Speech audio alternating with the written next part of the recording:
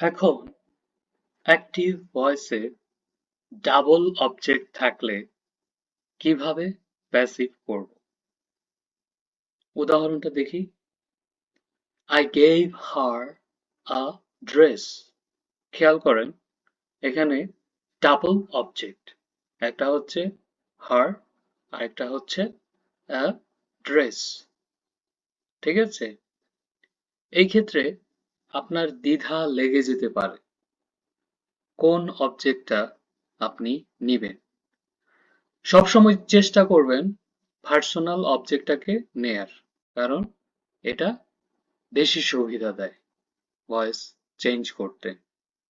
তাহলে এখানে personal object কোনটা? হার। তাহলে আমরা যদি ভয়েস চেঞ্জ করি তাহলে কি হবে? ওয়াজ বা ওয়্যার হবে, তাই না? তাহলে